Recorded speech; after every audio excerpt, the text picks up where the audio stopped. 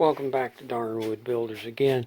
I realized there's some technical difficulty last week when we ran our board through the planer, and you didn't get to see that part or hear that part of the DeWalt planer system.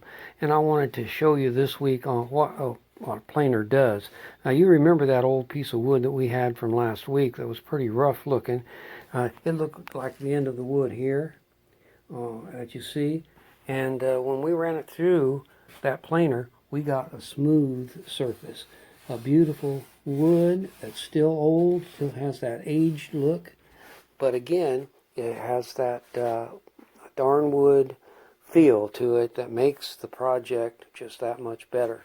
You're using recyclable wood, which again is saving us from cutting down a tree, and it also gives you a beautiful piece of wood to make a coat rack out of. And today we're going to try to show you how to make a beautiful coat rack out of that Darnwood in just a few moments. Hi, and welcome back to Darnwood Builders. We're going to finish up that project that we've been talking about for a while on how to build yourself a beautiful cabin coat rack holder or hat rack holder. And what I've done to simplify things a little bit today, we don't have a lot of time, so I've already prepared some of the pegs that we're going to put on this beautiful board here, and I'll show you how it's going to look when you get it done, but I'll also show you a couple of the steps that you have to do to get it to this stage. First of all, you got to find yourself a limb that you like, a branch, right size, maybe around 1 inch or 3/4 inch diameter. Some of it with character. It may have a couple of nooks and crannies on it, or even a Y. You can look at the limbs that I picked out here are just some about 3/4 inch. And then of course I found this beautiful piece here that I thought would be a beautiful centerpiece for this coat rack.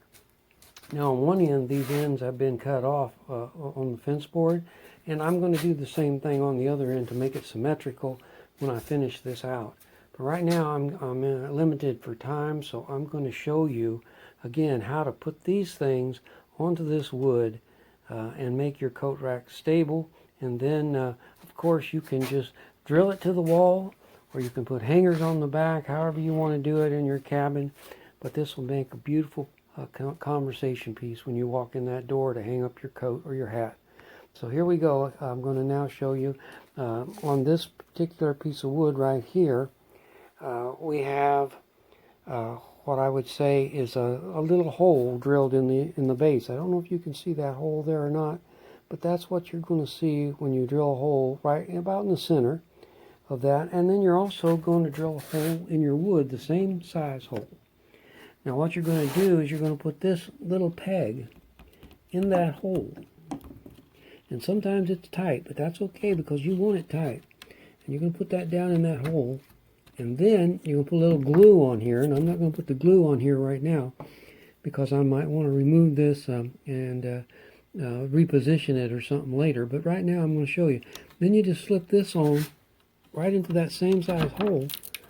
And once that glue sets, you have a beautiful peg and a beautiful, well done cabin hat rack or coat rack holder for your cabin or your home.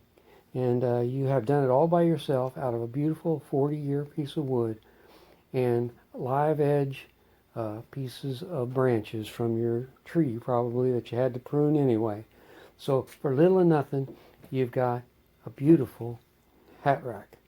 And thanks for watching. Thanks for putting up with me again on Darnwood Builders. And I hope you have a great day. Keep that sawdust flying, and may God bless you.